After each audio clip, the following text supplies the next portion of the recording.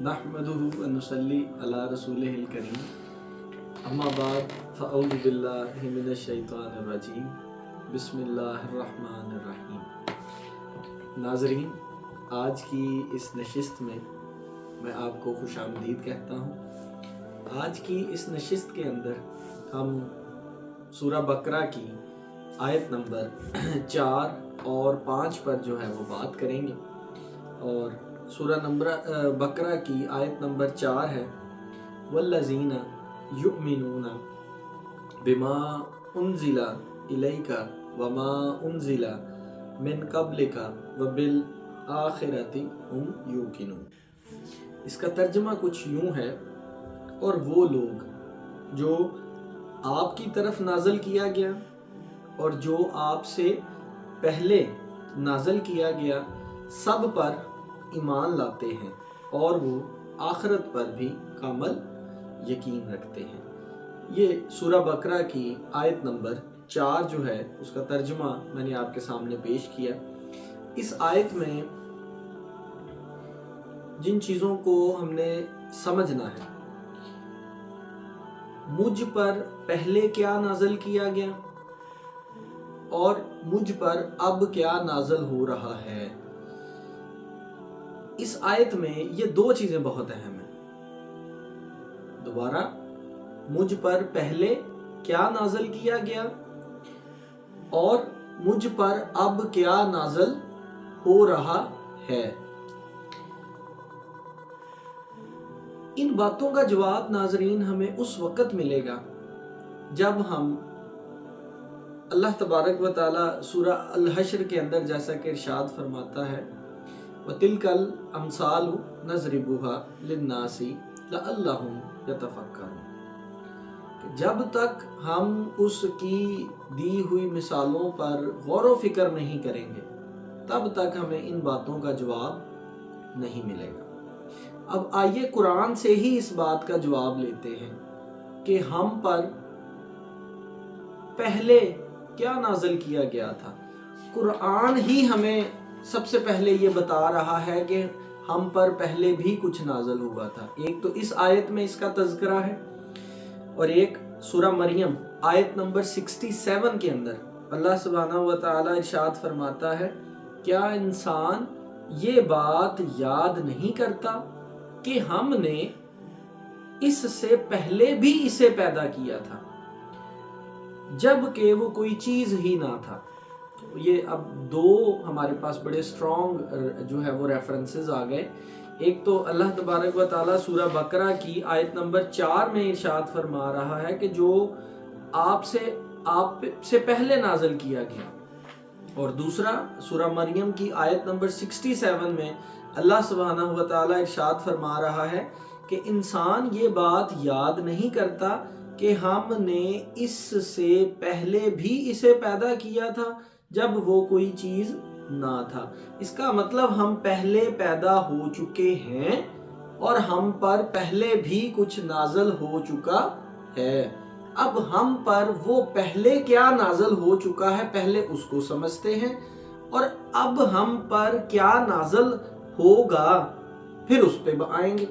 तो हम पर पहले क्या नाज़िल हो चुका। सूरा बकरा आयत नंबर 31 अल्लाह सुब्हानहू व तआला इरशाद फरमाता है, और अल्लाह ने आदम अलैहिस्सलाम को तमाम अशिया के नाम सिखा दिए, फिर उन्हें फरिश्तों के सामने पेश किया और फरमाया, मुझे उन अशिया के नाम बता दो अगर तुम अपने ख्याल में सच्चे हो। तो इस आयत मुबारका में अल्लाह सुब्हानहू व तआला किसका तज़किरा कर रहा है? आदम अलैहिस्सलाम का। नाज़रीन, आज का आदम कौन है? आज का आदम मैं हूँ। अगर मैं इस पॉइंट ऑफ व्यू से, इस नज़रिए से इस आयत को समझने की कोशिश करूँगा तो आपको इस आयत के अंदर जो छुपा हुआ ख़जाना है, जो छुपी हुई बात है, जो छुपी हुई हिकमत है, फिर आपको उस हिकमत की समझ आएगी। अल्लाह ने आदम अलैहिस्सलाम को तमाम अशिया के नाम सिखा दिए। इसका मतलब आज का आदम कौन है? आज का आदम मैं हूँ। इसका मतलब میرا رب مجھے پتہ کیا کہہ رہا ہے، میرا رب مجھے کہہ رہا ہے میں نے تمہیں تمام اشیاء کے نام سکھا دیے ہوئے ہیں۔ کب سکھا دیے؟ جب اللہ نے ہمیں آج سے پہلے ہماری روحوں کو پیدا کر کے عالم ارواح میں کیا کیا تھا؟ جمع کیا تھا، اکٹھا کیا تھا۔ تو تب وہاں پر اللہ رب العزت نے مجھے تمام چیزوں کے علوم جو ہے وہ عطا کر دیے تھے۔ اس کا مطلب بکر کے اندر، عمر کے اندر، عثمان کے اندر، رینڈملی آپ کوئی بھی نام لے لیں، ہم سب کے اندر وہ تمام علوم جو ہیں وہ کیا ہیں؟ موجود ہیں۔ اب یہ ہم پر ڈپینڈ کرتا ہے ہم اپنے اندر ان علوم کو ایکسپلور کر پاتے ہیں، کھول پاتے ہیں یا نہیں کھول پاتے۔ تو اس آیت مبارکہ میں جو موسٹ امپورٹنٹ چیز تھی وہ یہ تھی کہ آپ سے پہلے جو نازل کیا گیا، تو یہ تو میں نے قرآن کے حوالے سے ثابت کر دیا کہ مجھ پر پہلے کیا نازل ہوا تھا۔ تو میں نے 2 آیات مبارکہ کوٹ کی، قرآن پاک کی ایک سورہ مریم کی آیت نمبر 67 میں نے یہاں پر کوٹ کی، اور ایک میں نے سورہ بقرہ کی آیت نمبر 31 جو ہے وہ یہاں پر کوٹ کی۔ اب آئیے جی، یہ تو تھا جو ہم سے پہلے ہم پر نازل ہوا۔ اب آئیے جو آپ کی طرف اب نازل کیا گیا، اللہ رب العزت نے اب میرے پہ کیا نازل کیا، اس بات کا جواب، اس بات کا لنک پچھلی آیات مبارکہ کے ساتھ اٹیچ ہے۔ ہم نے سورہ بقرہ کی آیت نمبر 3 پڑھی۔ آیت نمبر 3 کیا تھی؟ ذالک الکتاب لا ریب فیہ ھدی للمتقین، یہ 2 تھی۔ الذین، یہ آیت نمبر 3 اب میں بیان کر رہا ہوں، الذین یؤمنون بالغیب ویقیمون الصلاۃ ومما رزقناہم ینفقون، وہ لوگ جو غیب پر ایمان لائے، نماز کو قائم کیا، اور جو اللہ سبحانہ و تعالی نے عطا کیا اس میں سے اللہ کی راہ میں کیا کیا؟ خرچ کیا۔ اب جب آپ پر جو پہلے نازل ہوا تھا آپ اس کو اپنے اندر کھول لیں گے، ایکسپلور کر لیں گے، اس کو پا لیں گے، تو اس کے بدلے میں پتہ کیا ہوگا؟ اس کے بدلے میں یہ ہوگا آپ کا آپ کے رب سے ایک لنک قائم ہو جائے گا، ایک تعلق قائم ہو جائے گا، اور اس تعلق قائم ہونے کے نتیجے میں وہ آپ کو مختلف چیزیں دکھائے گا، مختلف مشاہدات کروائے گا۔ وہ جو مشاہدات ہیں آپ نے وہ جو غیب ہے اس پر ایمان رکھنا ہے، نماز کو قائم رکھنا ہے۔ جیسے میں نے پچھلی نشست کے اندر اس کو سمجھایا تھا کہ نماز کو قائم رکھنے کا مطلب کیا ہے۔ ہم لوگ نارملی نماز پڑھتے ہیں، نماز پڑھنا کچھ اور ہے، نماز کو قائم کرنا کچھ اور ہے۔ اب اس نے جو ہمیں عطا کیا، کیا ہم اس کی عطا کردہ چیزوں میں سے اس کی راہ میں خرچ کرتے ہیں؟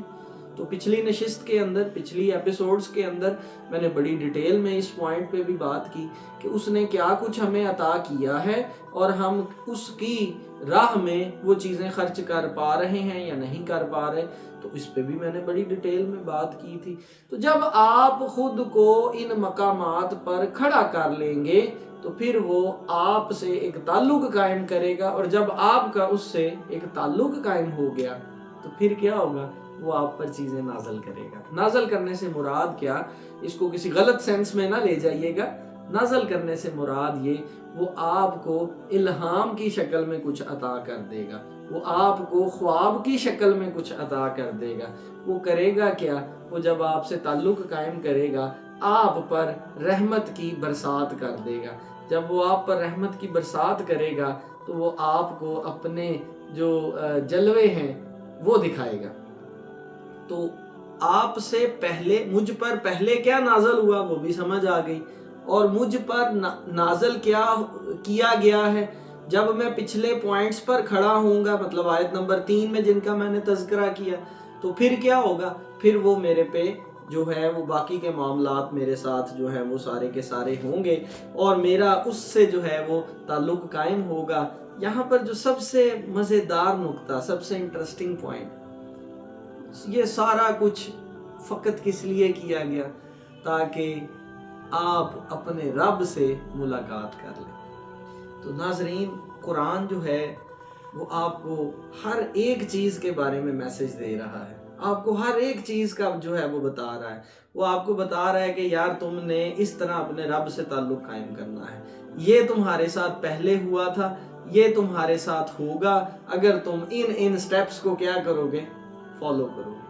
تو قرآن جو ہے وہ ہمیں ہر ایک چیز کے بارے میں انفارمیشن دے رہا ہے، اور اگر ہم قرآن کو غور و فکر والے زاویے سے سمجھیں گے، قرآن کو ٹھہر ٹھہر کر پڑھیں گے، اس کے ایک ایک لفظ پہ غور کریں گے، تو پھر آپ کو میری باتوں کی سمجھ آئے گی۔ اور در حقیقت جو لوگ ان باتوں کو اس زاویے سے سمجھیں گے، اچھا پھر ساتھ اسی آیت میں ایک اور بات بھی تھی، مطلب میں نے ان سب باتوں پر ایمان لے کے آنا ہے، جب میں ایمان لے آؤں تو ایک اور کام بھی کرنا ہے، اور وہ آخرت پر بھی کامل یقین رکھتے ہیں۔ اب آخرت کیا ہے؟ آخرت وہ دن ہے جس دن ہم سب نے اکٹھے ہونا ہے، اور اس سے پہلے بھی ہمارے لیے ایک قیامت ہے چھوٹی سی، وہ کیا؟ جب میں نے قبر میں جانا ہے اور میرے فرشتوں نے مجھ سے سب سے پہلا سوال پوچھنا ہے، من ربو کا، تیرا رب کون ہے؟ تو ناظرین، ان باتوں کو اگر ہم نے سمجھنا ہے تو ان باتوں کو سمجھنے کے لیے ہمیں تھوڑی سی توجہ دینے پڑے گی، ہمیں قرآن سے محبت کرنی پڑے گی۔ جب تک ہم قرآن سے محبت نہیں کریں گے ہمیں ان باتوں کی سمجھ جو ہے وہ بالکل نہیں آئے گی۔ اور آیت نمبر 5 ہے، اولئک علی ھدی من ربہم واولئک ھم المفلحون، وہی اپنے رب کی طرف سے ہدایت پر ہیں اور وہی حقیقی کامیابی پانے والے ہیں۔ اور حقیقی کامیابی پتہ کیا ہے؟ حقیقی کامیابی وہی ہے جس کو یاد آ جائے کہ اس پر پہلے کیا نازل ہوا تھا، اور جس کو وہ مشاہدات کروا دے کہ اس پر اب یہ نازل ہو رہا ہے، وہی لوگ حقیقی کامیابی والے ہیں۔ دعا کرتا ہوں اللہ تبارک و تعالیٰ سے کہ اللہ تبارک و تعالیٰ ہمیں ان باتوں کی سمجھ عطا فرمائے، آمین۔